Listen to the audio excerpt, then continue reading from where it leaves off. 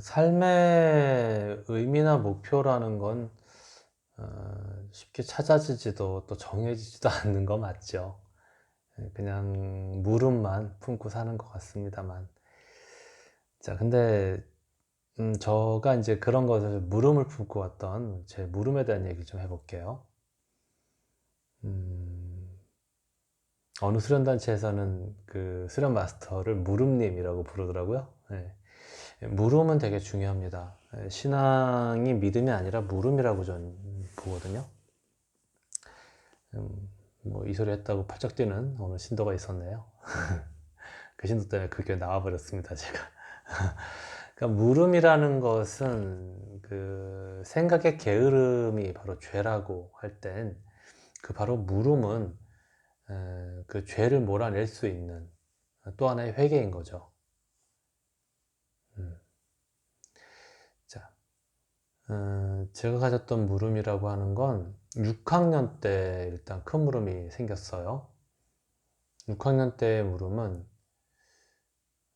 나는 잘못한 게 없는데 내가 봐도 나는 착하고 잘 생활하는 것 같은데 왜 사는 게 이렇게 비루하고 수치스럽고 힘들다고 벌써 느낄까? 였어요. 그래서 내가 나중엔 좋게 되나?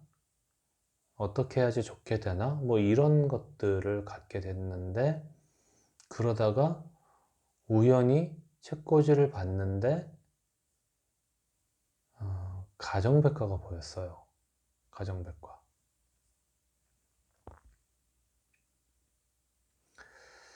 항상 있었던 건데 그때 이제 처음으로 그걸 열게 됐고 거기에는 6학년인 저에게는 거의 신천지 같은, 지금으로 보면 네이버죠. 네, 아주 신천지가 열리더라고요. 뭐 임신, 출산, 막 컬러 사진 막 나오고 막. 눈 튀어나왔습니다. 근데 거기서 저를 끌었던 건 바로 관상이었어요. 관상. 그래서 관상을 그때부터 일단 저를 비롯해서 가까운 분들을 중심으로 계속 보게 됐고 학교 갔다 오면 그냥 그 책 탐독하는 거였죠. 항상 일이. 지금으로 보면 진짜 네이버 서핑이네요. 5만 개 다 있었습니다. 그게 한 5, 6천 페이지 정도였던 것 같네요. 뭐 웬만한 집에 그땐 다 있었던 것 같아요. 가정백과가. 거기에 뭐 성명학도 있고 뭐 수상도 있고 뭐 여러 가지 다 있었죠.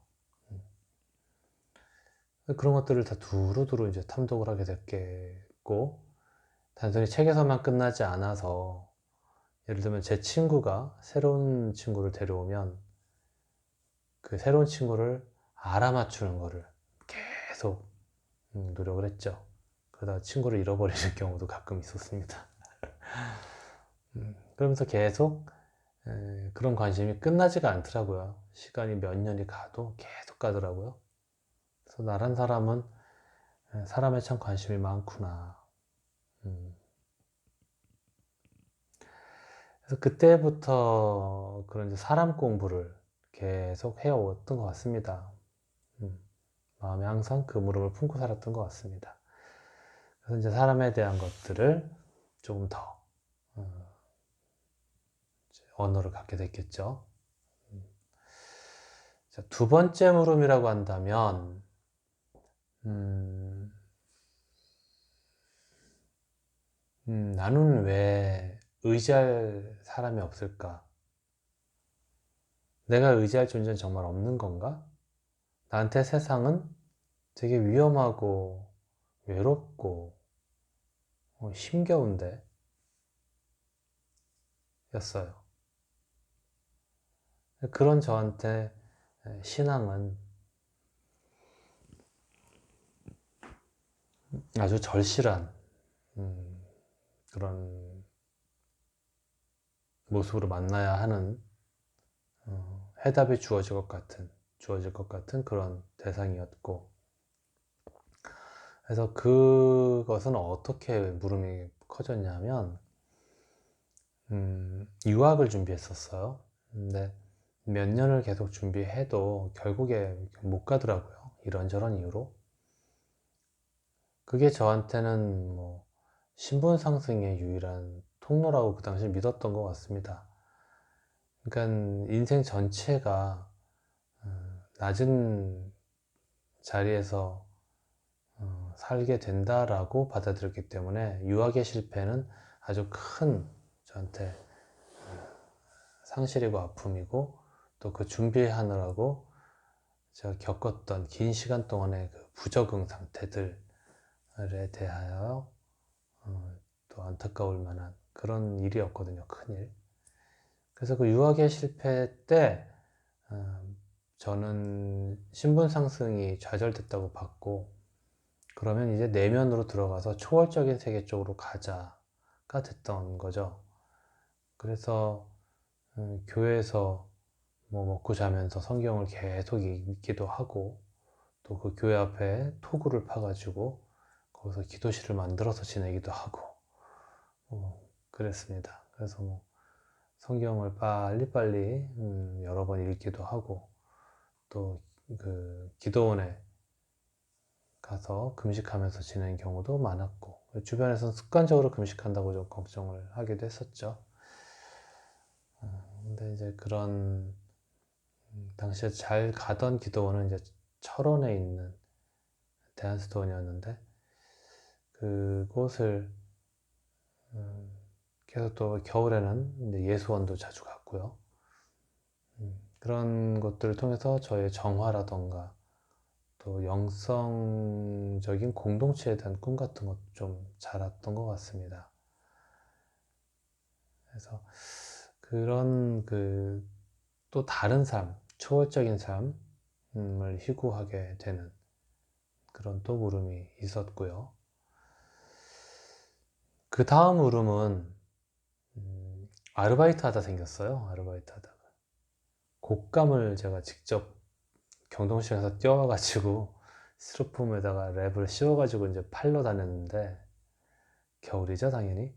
근데 들고 나간 곶감은 다 팔고 와야 된다, 뭐 이런 좀 억척스러운 입장이어서 뭐 힘겹게 뭐 한 거긴 하지만 어쨌든 좀 좋은 수입을 가졌던 것 같습니다만, 근데 중요한 거는 제가 했던 판매 방식이에요. 판매 방식. 집집마다 다니면서 문을 두드려서 아르바이트 하는 학생입니다. 곶감을 팔러 왔습니다. 도와주시면 감사하겠습니다. 하고 이제 고래고래 소리를 문 밖에서 질렀죠. 그렇게 이제 한 달여가 지나니까 목이 아파서 부어서 도저히 할 수가 없더라고요. 요즘 두부 아저씨들처럼 그렇게 녹음해가지고 확성기를 들고 다녔으면 어땠을까 가끔 생각할 때가 있습니다. 근데 여기서 제가 얻은 건 그 약간의 수입이 아니라 기독교인에 대한 새로운 관점이에요. 제가 주로 갔던 곳은 잠실 아파트 5단지였는데, 그 잠실 아파트 5단지는 10개의 집이 나란히 있고 그게 15층이었어요. 그럼 150집이죠? 그러면 그걸 내가 10개를 다니면 1500집이잖아요. 20개를 다니고 쭉 그런 식으로 한다면 내가 몇 집을 다녔냐 쉽게 통계가 나오죠. 그러면서 이제 물론 다른 뭐 빌라나 이런 데도 다니게 됐던 거고, 추운 겨울날 곶감을 팔기 위해서 수혜 아저씨들 눈치를 보면서 물 한 모금도 못 먹어가면서 하루 종일 소리를 지르는 것은 아무리 20대 초라고 해도 저를 되게 외롭게 하고 힘들게 했죠.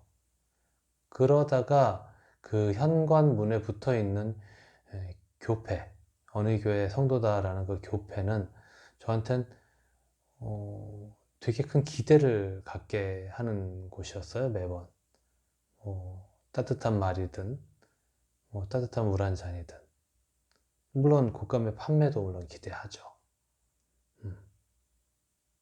그런 곳이었지만 결과는 많이 달랐습니다. 반갑고 설레던 바로 그 교패 붙은 집이 가장 문을 안 열어주고 곶감을 안 팔아주고 심지어는 학생 맞아요? 막 이러면서 의심하기도 하는 시끄러워요? 뭐 이런 것들이 많은, 저한테 통계가 나오더라고요. 불교도의 집은요 감동적이었습니다. 몇 개 팔아주면 될까요? 거스름 떠는 필요 없습니다. 뭐 이런 집들은 다 불교도 집이에요. 가장 잘 열어주고 가장 잘 팔아줍니다. 후덕한 덕이 있어요, 진짜로. 그 다음은 천주교인, 그 다음은 교패 안 붙은 집, 마지막이 바로 교패 붙은 집입니다. 저는 그때 확인했어요. 왜 세상에서 기독교인들이 그렇게 욕을 먹는지. 그리고 그 이유가 대체 뭘까 했을 때 그 물음이 계속 지속되다가 저한테 내린 결론은 뭐였냐면, 기독교인이 된다는 것, 교회를 다닌다는 것은 살아서도 욕심쟁이, 그래놓고 또 죽어선 천국 간다고 하지? 죽어서도 욕심쟁이. 결국 교회를 다닌다는 건 살아서도 욕심쟁이, 죽어서도 욕심쟁이가 되는 일이구나 라는 결론이 나왔어요. 그러니 그런 사람들을 내가 이 다음 목회자가 돼서 축복할 수 있을까? 가 우려가 됐고, 또 제가 교회를 다니고 있는데 내 영혼도 저렇게 병들지 않겠나 라는 심각한 고민에 빠졌습니다.